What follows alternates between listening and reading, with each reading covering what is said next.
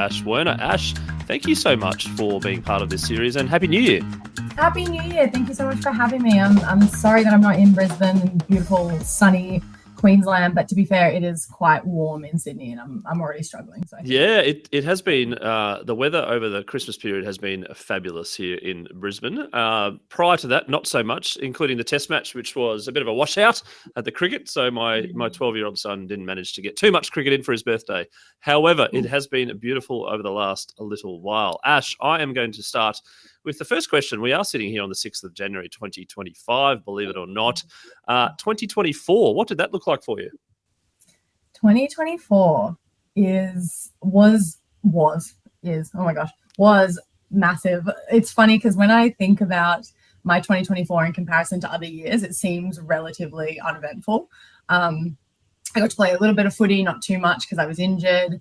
You know, I was working, I was doing all the things, and I think if I just looked at it at the data points, which I love data, then I would say that it was sort of relatively like uneventful. But having lived it and having overcome all the things that I did, it was probably one of my best years in terms of growth and understanding about myself as an athlete and a person, and making big decisions and trying new things and starting to overcome fears. And so it's so funny because 2024 for me was massive, and I actually really enjoyed it, even though, like I said, on paper, I probably shouldn't have. So yeah, that's an interesting point about being on paper versus your own personal development and growth. And it's a conversation that I have with a number of athletes. And I think it's fabulous that you've reflected on that you've actually had a good positive year. Why do you think that is? Do you think it's now getting towards the point where you've had a lot of ups and downs and you've learnt a lot of things, that now it's like maybe the scoreboard of tangibility might not be as high? I think it's so many things. I always say I'm getting a little bit old now, so it's just getting wiser, with age. But I think I just started genuinely looking at things so differently. I think firstly, one of the things that you mentioned is I just kind of got used to that life is the highs and the lows. I think a couple of years ago, I was sort of always saying that, when things go well or when I'm doing well, then I'll be happy and then I'll be achieving the things that I wanted to achieve. And I kind of just started realizing that actually life is not waiting for the good things to happen. Life is making the best out of the bad things so that you have more good things. And I kind of adopted this mentality. I did a lot of psychological work this year, and I started to adopt this mentality that good and bad things don't happen. Things happen and then you make them good or bad. And when I started looking at it that way, it really changed, I guess, the scorecard and the balance of what was happening in my life, because I was just looking at the positives, and I was just learning so much more about myself. And I always used to say that I'm a resilience connoisseur, because so many things have happened in my life, so many ups and downs, and I'm always just like, oh, well, I guess we're just going to go with it. But I think this last year was really the first year that I kind of enjoyed the comeback, and I enjoyed doing the work to get there. And so I wasn't just looking at these peaks. I wasn't just comparing peaks. I was comparing the troughs, but the troughs were actually still peaks for me. And especially coming back from the injury that I had, that definition of success and having to really change my definition of success was such a game changer for me, because I think a lot of people expected me to be really disappointed with the year. But when you go through an injury where people say that, it could be your career done, like no one really knows. And then you're spending like 3 months not running, and then all of a sudden you're running faster than you were before. That's, to me, such a huge leap of success, such a high for me. And yet on paper, even though I didn't get to play NRLW this year because of my injury, I think everyone thought I'd be really disappointed, but I was like, oh my God, I'm running again. Like, I was in a moon boot for weeks and I couldn't put any like pressure through my foot. Now I'm running and like life is amazing. So it was sort of those two things together that were really special. That's fabulous.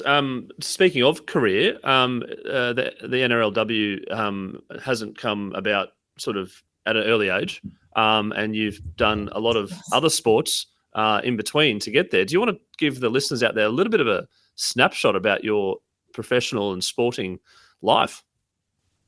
Yeah, it's a long one. As you were saying that, I was like, oh my gosh, what sports have I done? We always used to play a game with my friends and family, which was what sport hasn't Ash done? Because like I just love all sports. But basically I started off I was swimming from the age of like 4, like fresh out of the womb swimming and running as well. I did little athletics when I was little, but I think I was a better swimmer than I was runner. But yeah, I did sort of little athletics, swimming, and then when I got to maybe 15, I started playing netball and touch football because I just wanted to do a bit more of a team sport. And I loved those 2 sports. Those were just such like fulfilling times for me. I really loved it. And I had some amazing teams that I played in for both of those sports, but especially touch football really set me up sort of on a professional trajectory.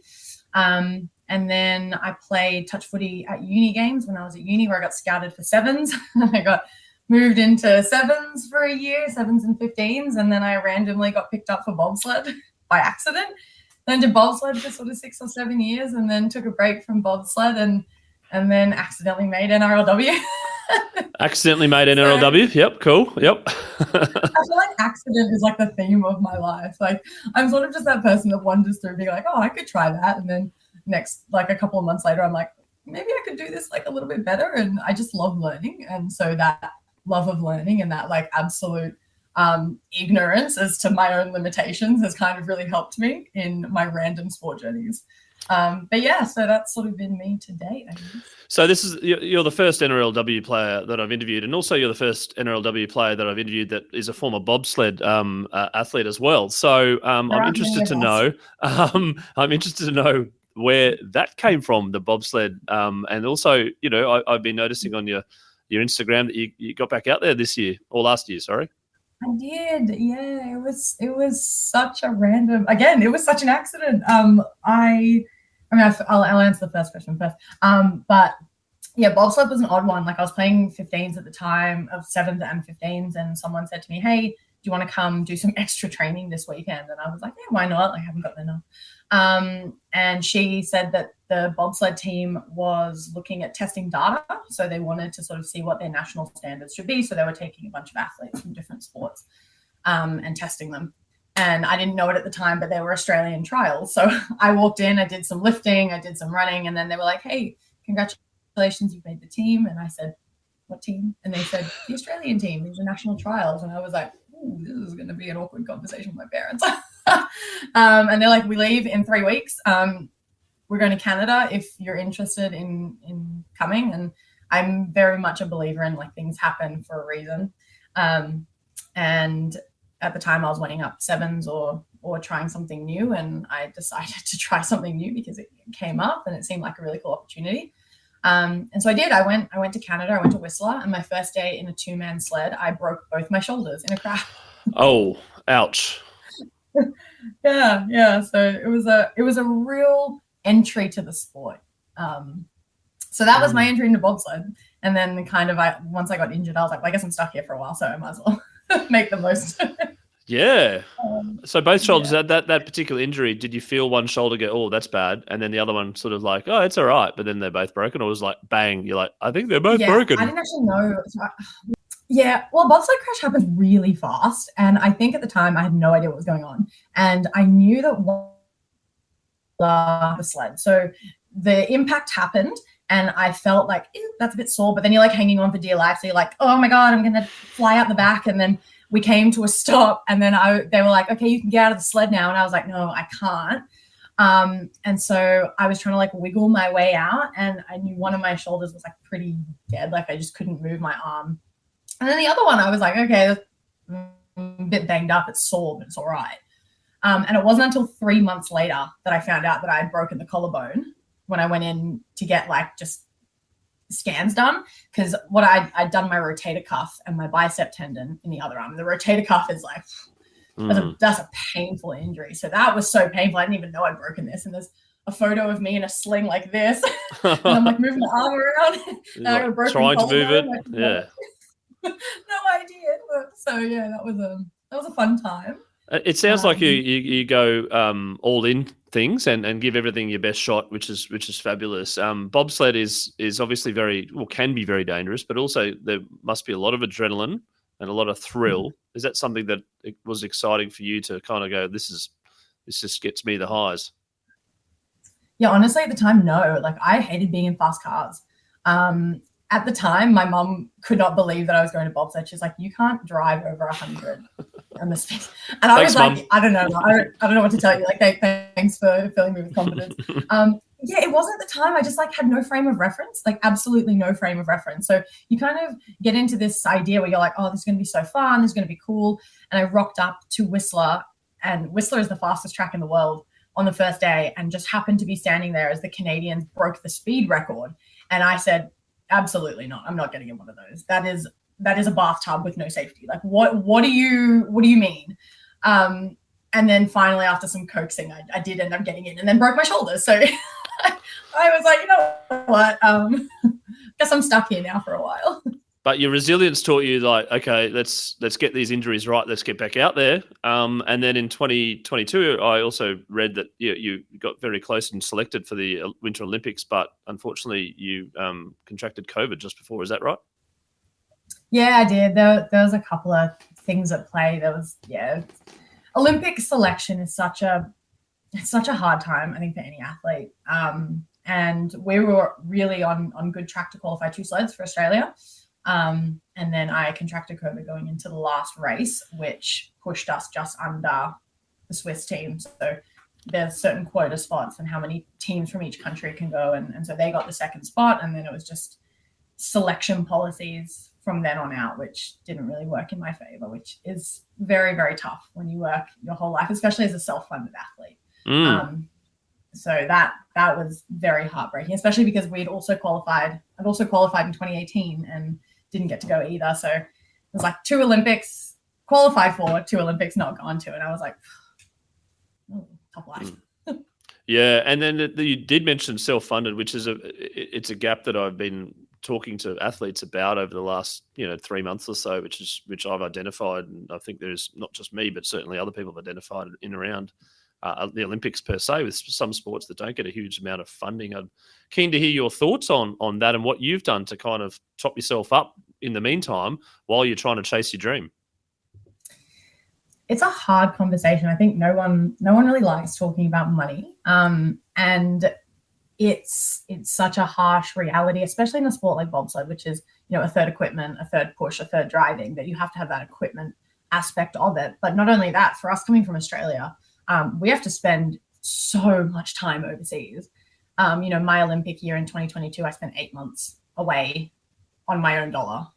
And for me, I also had to buy my own sleds. And I was very fortunate that I got given 1 sled because we have 2 disciplines for women, the individual and the team. And so because of some results that I'd gotten, our Australian Federation had purchased 1 sled for me, but the team sled I had to buy myself, and that's 65,000 euros. 65,000 euros new. Whoa. And I'm the motor, so it's like a motorless car. And it's expensive. And then you have to ship, if you're going to move across continents, like we had to ship one of our sleds from Europe to America, and that's like $20,000. And, you've got to pay for your living expenses, your day-to-day food, training costs, your food, and we eat a lot. We're basically like horses. And, even something like when you're traveling in Europe, you have to rent a van, which costs like $10,000 to get a van that can fit 2 sleds plus all of your equipment. And then you're paying for every training run you take, and a training run is like $200, and you're taking like 2 to 4 runs a day, and like that all comes out of your own pocket. Your race entry fees, your uniform. It's an incredibly expensive sport, and it's really hard to do it well if you don't have the money. And so I was very fortunate in Olympic year. I had Tia as my brakeman, and Rogue helped us out quite a bit. But even so, like that season cost me a lot of money, and basically the whole time that I've been an athlete, I've been sliding at least, I've been working as well. So I work in a management consulting. So I have an office job, which is 2 very different lives. Let me tell you that. And then any kind of sponsorship or help that we can get in the meantime as well. But it's a very tough life. Yeah. Working, of course. And then your employers probably, obviously you're away and things like that. But have they been pretty good around that? Yeah, my work has been very supportive. I'm very lucky. I work for Accenture, so it's quite a big company, and they've been very, very helpful with me. Like, it's never really been a problem me taking time off, and all my managers have been very supportive and following my journey and asking for updates. So I'm quite lucky in the sense that, yeah, that I've got a workplace that supports me in what I do. And they actually sponsor an organization called Minerva, which is all around female athletes in work and sport. And so I've gotten to do a lot with them, and it's really awesome. That's brilliant. Then the transition from the bobsled highs and lows, ups and downs, literally, to then rugby league. And you did have a 15s and 7s background in union, but then to change to rugby league and then to make the move to Brisbane, or to be selected by Brisbane. Can you talk about that story? Yeah, it happened very quickly, very, very quickly. I think I decided after the Olympics, after watching the Olympics, that I needed a bit of time away from bobsled. I needed some time at home with family, and then I promptly moved to Brisbane. So that was good. But yeah, I just needed some time back in Australia, and I think at that stage it sort of just felt more like a chore than it did something that I loved. And so I knew that I wasn't going to be happy spending that amount of money and that amount of time doing something that at the time was just providing me with a lot of angst and a lot of anxiety. So I decided to take a season off, and I wholeheartedly believed I was only going to take a season off.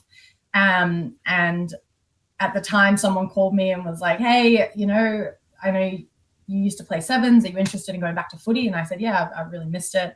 And they said, "Well, there's some really good pathways in league, and the Tigers are right around the corner from where you're living." At the time, I was living in Leichhardt. I told them that you might be interested, so you should go have a chat. I was like, "Oh yeah, why not?"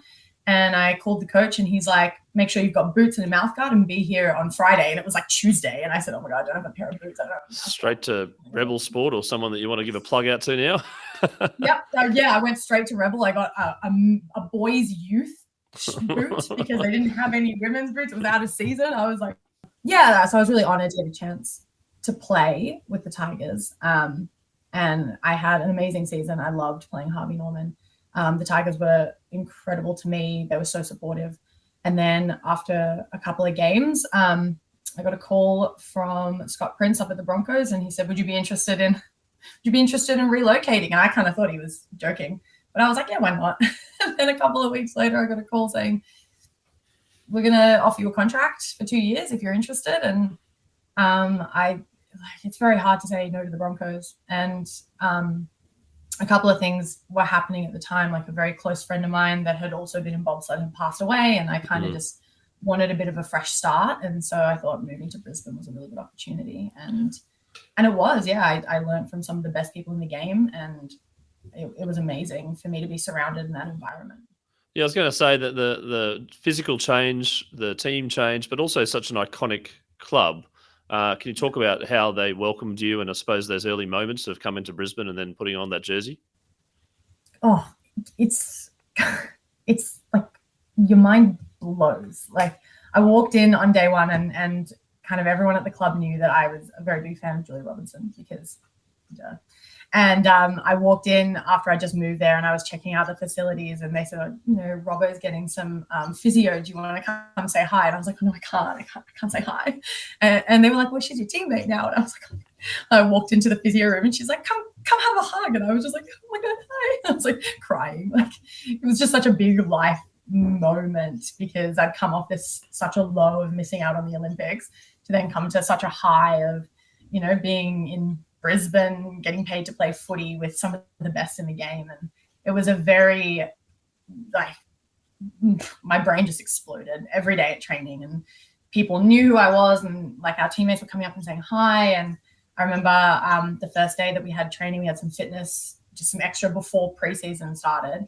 We were just kind of like meeting up, and Gail Broughton was like, "Hey, sister, so good to see you up here." And I was like, "Oh my God, you're Gail." Like, you're Gail. And it was just this idea that, like, I had watched these women play for years, and now I was going to be stepping onto the field next to them after like 7 games of footy. It was very overwhelming. It was very amazing. And yeah, it was a pretty cool experience. Yeah, and do you want to talk about the NRLW around the intensity levels and out in the field, the games, how you went and how you managed it all? And were you sort of lapping it up, or was there a bit of sort of like, oh my goodness, this is the next level, but I can cope pretty well? I think it was a bit of everything. Again, same thing as Bob said, like I had no idea what I was stepping into, because I had not been in footy for very long.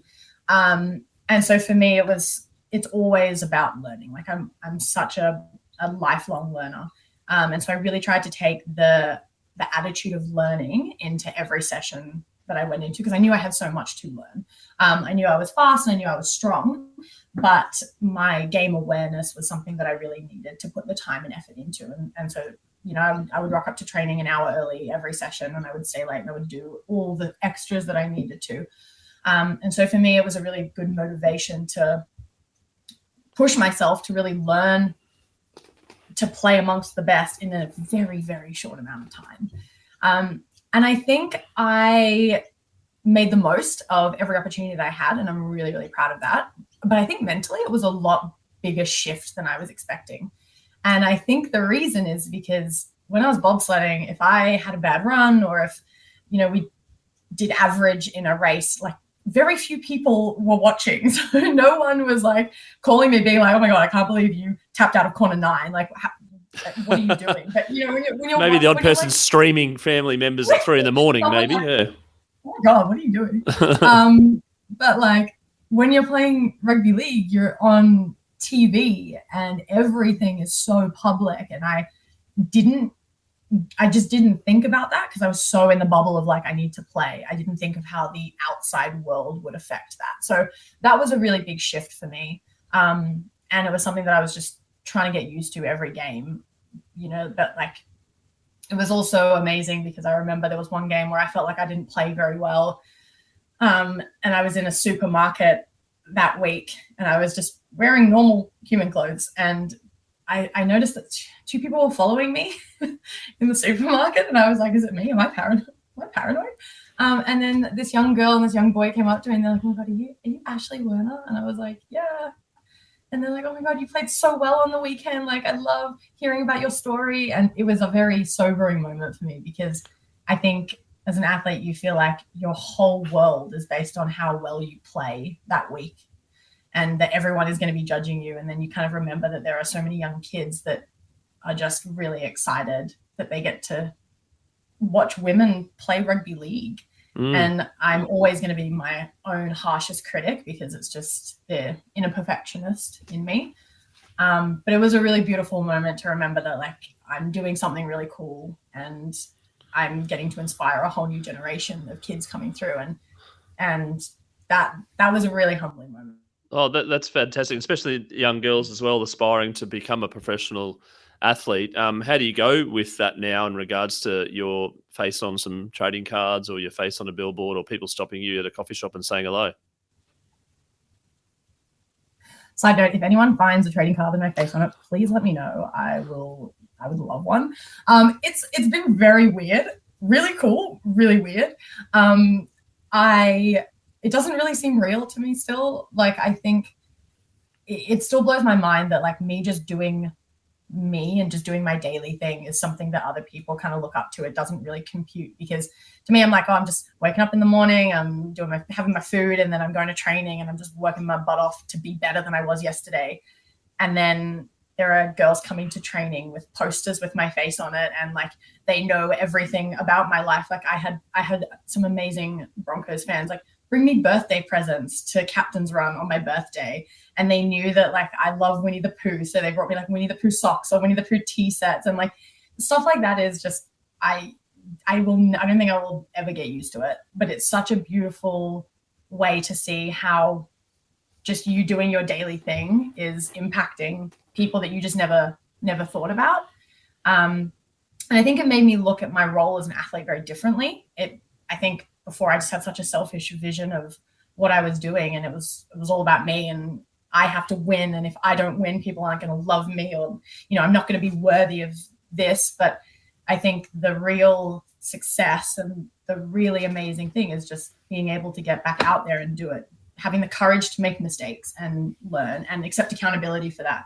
and then having the courage to say, yep, I'm going to try and be better because that's all I can do. And that's been a really cool shift. You did mention the word inner perfection, or words inner perfectionist in you, and you also talked about being a lifelong learner. How do you kind of intertwine those two? Oh God, I'm working on it still. I think I'm so hard on myself. I'm so hard because I just expect so much, and I know that like I can get really caught up in the pressure that I put on myself. And it doesn't matter how many people tell me there's no pressure on you, that I put the pressure on me. And so that's been something that I've really specifically realized mostly in the last sort of 2.5 years. I had to just really change my definition of success. That's been something that I've really been working on. I remember my psychologist said this to me. She's like, oh, what's your definition of success? And I was like, winning? What do you mean? And she's like, so you're not going to be happy unless you win. And I was like, isn't that everybody? And she's like, well, but win what? Like win a race, win the Olympics, win world championships? And I was like, I don't know. I haven't thought about this. And she's like, well, you're holding yourself to a standard that you don't even know what the standard is. And I was like, oh, wow, Jesus, yeah, you're right. And so for me, being the perfectionist that I am, I have to really consciously tell myself, my goal for this week is this, and it's not going to be to win because I can't control the outcome of what happens. I can only control what I do. So, maybe if it's on the footy field, this week I'm going to work on my tackle tech, and then in the game, I'm going to watch all of my tackles back and see which ones are better than the week before. And for me, that is my definition of success. And if I work on that, then the bigger game and the bigger vision will come. But I can't control the outcome. I can't control if we win. I can't control if we play well. I can only control if my mentality is in the right place for me to be able to play well. And that's been a very steep learning curve. Yeah, I'm going to touch on winning for a second because, I have kids that play sport and they took the scorecard out of various sports until a particular age, maybe like under 12s or 13s in various sports, like it's participation, etc. And that's obviously done deliberately from various bodies to sort of not get infatuated about winning, although kids seem to know the score anyway. Where do you think like your desire to win, the dopamine hit of winning, like, where's that come from? And then only the last couple of years, you mentioned that sort of changed. The question is, like, what advice do you give to younger women and boys playing sport about winning and about the inner competitiveness and the actual, we won, feeling versus not winning? I think there's a big distinction to draw between being competitive and wanting to win. And I say this from my personal experience. When I was growing up, all I wanted to do was be the best because I felt like I had to prove something to everyone else. It wasn't even about proving it to me. It was I had to prove my worth. And so I based my entire value and my identity around, was I good enough to win? And I think that that's really problematic if I'm honest, because, like I said, you can't control whether you win or lose. You can't control, there are things that you're always never going to be able to control. You can't control the weather. For example, it could be a really wet game, or in bobsled, it could be snowing the day that you rock up and you know that you're going to have to do the best with what you've got and it might not be fair. But you can't control everything that happens. The only thing that you can control is how you perform with the conditions that you're given. And so I think for me, being competitive is about trying to maximize the work that you've done, the conditions that you have, the team around you to be the best that you can be based on what you've done. Whereas wanting to win is kind of taking all of that and it's just saying that I can be better than the weather. I can be better than the other team. I can be better than everybody else. But that's not anything that you can control. You can't control how much work the other team has done. They might turn up and have a really amazing day, and just because maybe the scoreline doesn't reflect the work you've done, it doesn't mean that you haven't played well. And I could never understand that. And so I think my advice would be really focus on what it is that you can control. And I really used to hate the term control the controllables, but it's so true that if you base your value around, working hard and learning what you need to and being better than you were yesterday or the week before, then you can walk off a field with your head held high saying, I did everything that I could, and I'm really proud of that. And I think to me, I had to switch between being competitive with everyone else and being competitive with myself. I really had to compete against me, not everyone else.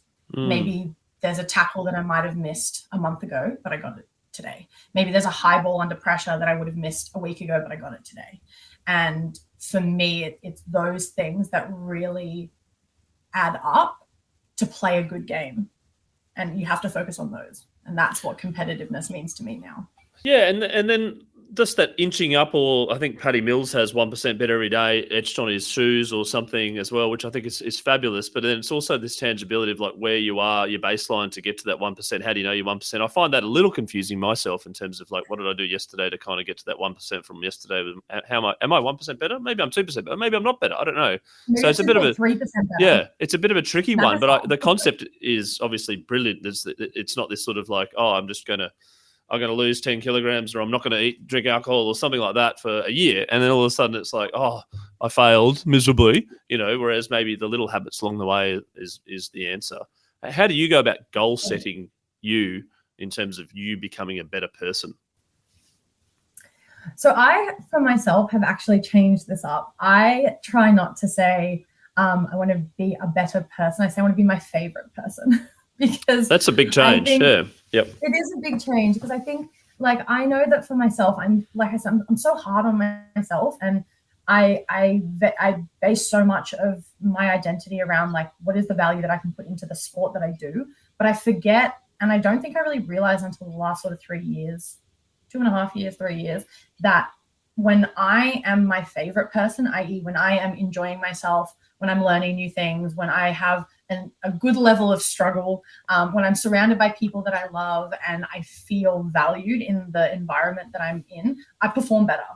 And it's not about me trying to berate myself to be a better person, but when I'm just enjoying the vibe and I'm enjoying myself and I feel comfortable, not even confident, it's this, when I feel comfortable and psychologically safe to make mistakes, I play better because I don't put the pressure on myself. And that's been a really hard shift because I've had to make it across the board, not just in sport, because I always looked at myself as the athlete, and then I totally forgot that there was also a life outside of sport that I was trying to prep myself for as well. Like, sport is not everything. And I think taking the pressure off that for me has been so crucial. And I know now, when I rock up to a training session or when I rock up to a game or a race or whatever it is, in the morning, I kind of wake up and I'm like, hey, what can I do today to be my favorite self? Well, I know at the moment I'm going to call my partner. I'm going to have a chat with him because he always makes me happy and he always makes me feel really good about myself. And I know that I'm going to maybe read a little bit because that just makes me feel like I love reading, I love writing, or I love art. So maybe I'll do some drawing or something like that because I know that that's going to put me in a good frame of mind. And so it's about choosing the things to put myself in my favorite state of mind so I can be my favorite person when I accept that challenge of whatever's coming next. And that's been really difficult, but really, really good for me. And then what about being your favorite person in the zone and maybe being a little creative before and doing something that takes your mind off it, but actually makes you happy? Then you get out there and you do have a bad game, or in your own head, like a game that going, oh, I did everything right. How do you pick yourself up from that?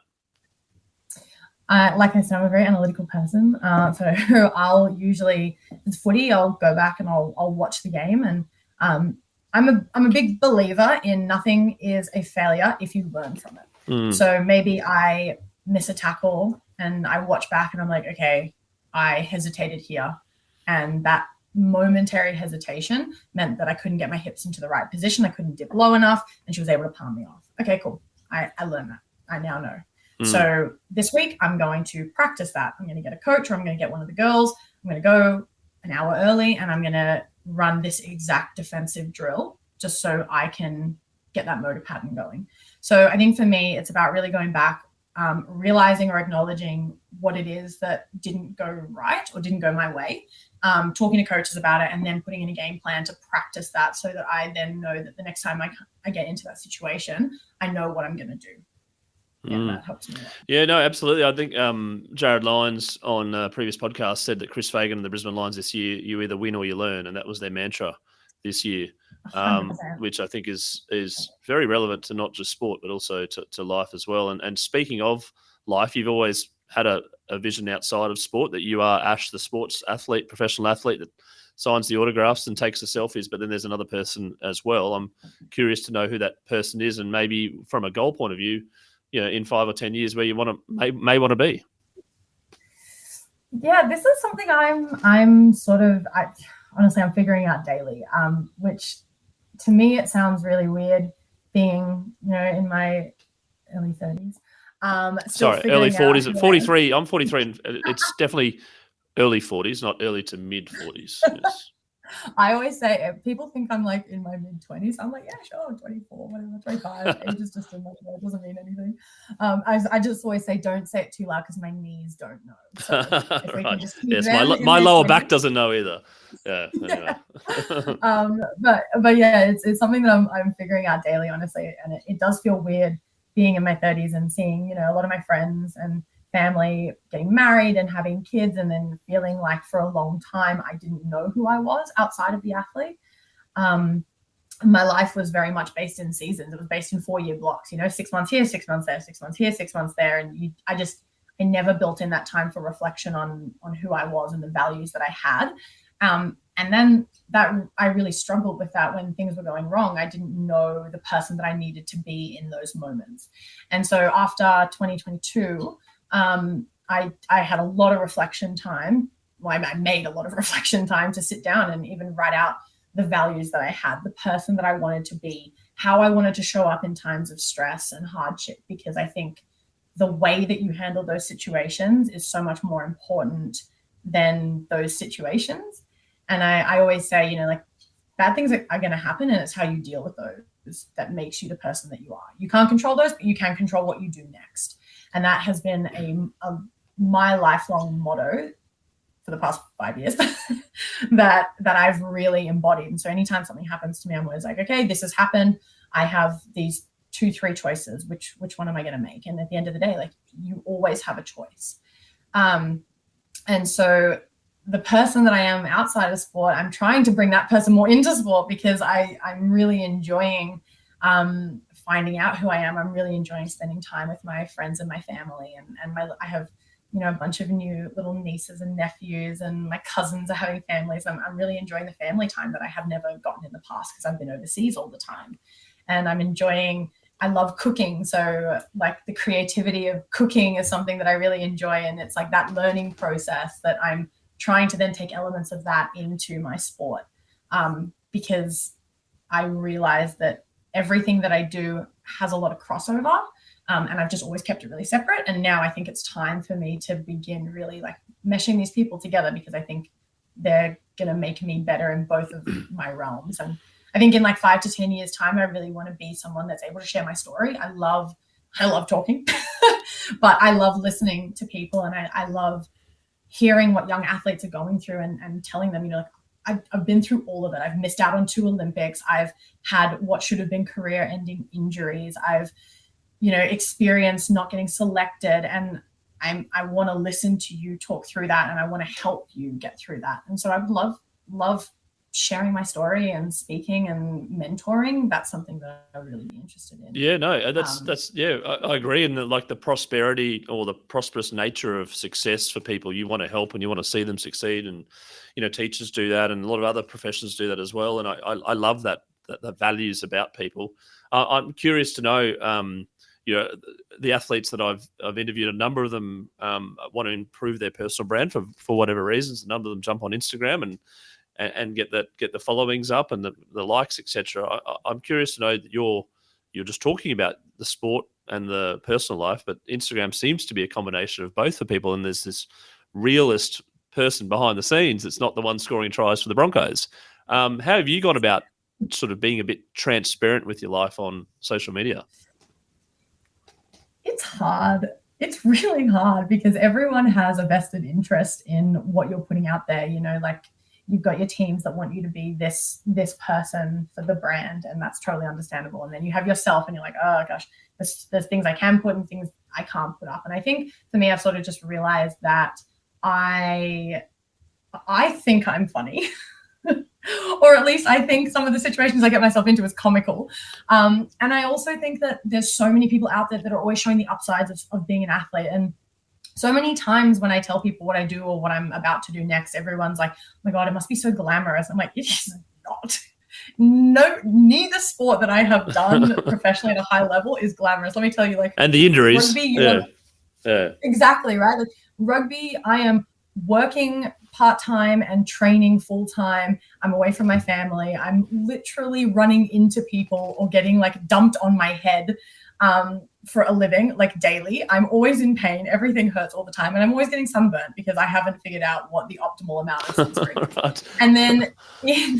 And then in bobsled, you're away for like 6 months of the year. Yes, you get to be in some beautiful places, but you're in like minus 25 degrees. And as an Australian, I also, again, haven't figured out the optimal level of sunscreen for that, because you get sunburnt in the snow and you're always cold and you're always wet. And again, everything is always hurting, and bobsleds are heavy and they're hard to move around. And I'm trying to like explain this to people, and I feel like the way that I do it is just on social media. I'm like, you know what, everyone's asking what happens behind the scenes. This is us trying, like when I was over in Europe, like this is us having had our van break down in Lithuania as we drove from Latvia down to Germany. We spent 6 days there trying to rebuild a platform in the back so we could lift two like 175 kilo bobsleds back into the van and repack it with all of our equipment so we could get to Winterberg in Germany for training. And that sort of stuff you don't really see often on social media. No, you don't. And I did see a couple of humorous ones with you in the bobsled coming down the side one time with a bit of music to it, which I actually laughed on that. So you've won me over as a comedian. And maybe there is a bit of comedy in the future for Ash Werner as well. Maybe a bit of stand-up potentially. But no, it's great. It's great to see the realism around an athlete, because it's just not hashtag success and scoring tries and winning premierships. There's a lot that goes behind the scenes, and there's a lot of pain and a lot of heartbreak and a lot of ups and downs, and hopefully the ups are more than the downs. But as you mentioned, you can't the controllables. I've got a couple of final questions, again, around teenage sport and kids sport. You found you're currently playing rugby league for a living, but that wasn't the case when you were a teenage girl. What did you have as a teenage girl aspirations to play, and I suppose your love for sport and how you can sort of have that as a contagious thing for kids to get out there, and how important it is for kids to play sport? Yeah, when I was a teenager, a very long time ago, there wasn't any of the women's teams that you see now. It wasn't really a viable option for me to be an athlete. And everyone said to me, what do you want to be? And I said, I want to be an athlete. And they said, yeah, but like, what do you really want to be? Like, what's your plan A? Because you can't make a living out of it. And that was always really hard to hear, because I'm so stubborn. I'm like, you told me I can't do it, I'm going to go do it. And I did it, even if it took me a little bit longer. But, like when I started playing touch football, I loved playing touch football. And then when sevens became an opportunity, I really wanted to make the Olympic team. I think I've wanted to be an Olympian since the age of 4, to be totally transparent. But I think for me, like just growing up, I loved the opportunity that sport brought. I loved getting to move my body, and I loved getting to meet people and interact in a team. And it always felt like an extension of me. It just felt right, knowing that I had training in the morning, or I had training after school. Like, it was just such a big part of who I was. And now I have figured out we had undiagnosed ADHD the whole time, which also makes sense. But it was just such a good opportunity for me to get a broad spectrum of experiences in school. I wasn't solely focused on my studies. I had the outlet of sport.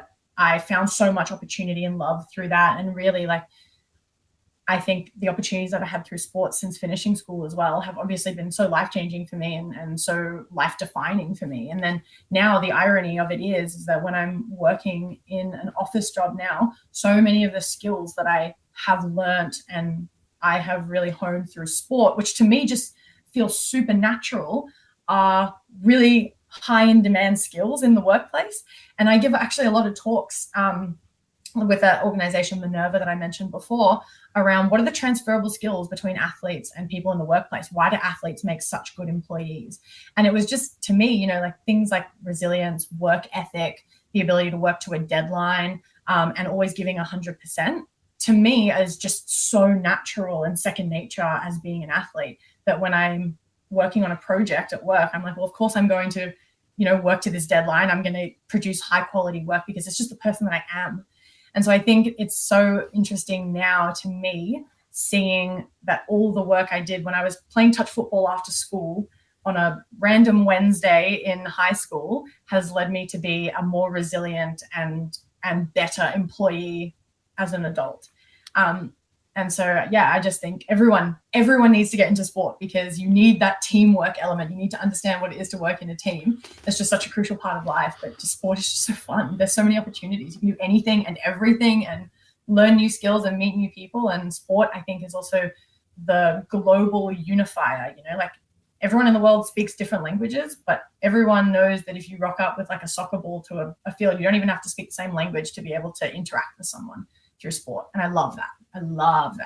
So yeah, I actually haven't heard that described as well as you've described it there in terms of the advocacy for sport. I think it's 100% spot on of what you said. And the words that you used was I've always had the outlet of sport. And I just think that's a fabulous way to end the chat, because I think there's people out there that are in their work and they are doing their thing and they're having their families, etc. But then there's the outlet. And we live in Australia. It's a beautiful country. We've got the ability to do that.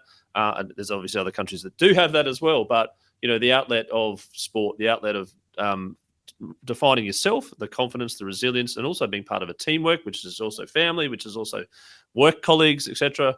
And all the characteristics that come with that. Ash, thank you so much for being on the Scoreboard podcast today. Yeah. Very much appreciated you telling a life story, as well as where you are now and the future plans of being a comedian and other things as well. So I really do appreciate that, and looking forward to catching up following the progress of Ash in 2025.